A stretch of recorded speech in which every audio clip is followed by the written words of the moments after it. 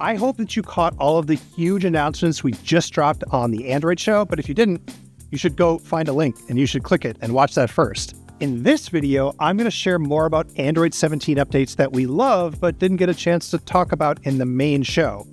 So, in the biz, we call this a Bento Box Graphic. I think it's pretty obvious why.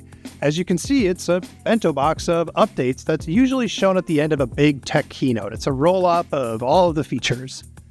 This bento box is full of really cool updates that I'm excited to talk about, so I'm going to talk about them right now.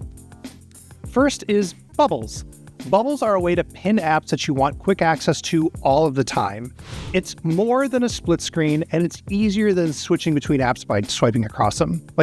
I like to have keep and messages in Bubbles so that they're easy to pop open for quick stuff no matter what I'm doing.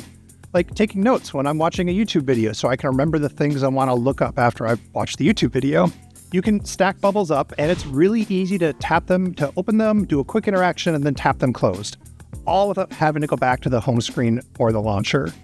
But Bubbles really pop, don't overthink that pun, Bubbles really pop on large screen devices where there's a dedicated section on the taskbar where the bubbles live. I find it really intuitive and it makes my workspace really customizable. Next up is native game controller remapping. Now, if you play video games, you may have heard the term quality of life improvement. It's a little fix that solves a little annoyance in a game. So, get this, Android 17 has a quality of life improvement for gaming. It's native game controller remapping.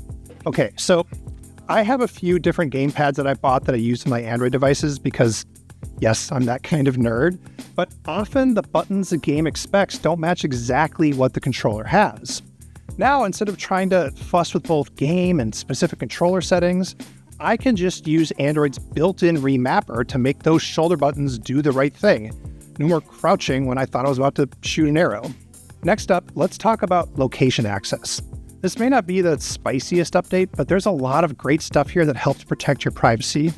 Today, there are a lot of apps that you want to give your location to, but you might not want them to be able to access your location every single time you use the app. Now, when you open certain apps, you can hit a button to just grant them one-time location access. Once you use it, the app can't access your location again unless you tap that button again. Here's something else that's pretty cool with location access. Android has always let you choose between Approximate and Precise. Precise is your pinpoint location, while Approximate only provides your location within a certain larger area. But when you think about it, it could be easy to identify where you are within an approximate area if you're in a really sparsely populated place. So in Android 17, the approximate area zone widens when you're someplace that's not as densely populated, which gives you more privacy. In other words, approximate really does mean approximate, no matter where you are. I think it's very clever, but I also think I've said the word approximate enough.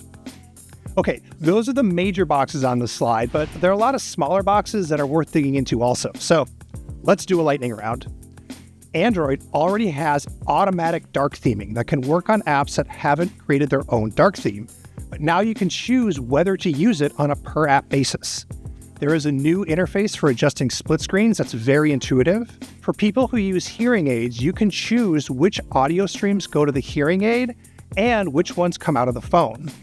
And speaking of audio streams, we made a separate one for the voice assistant, so you can adjust that volume separately.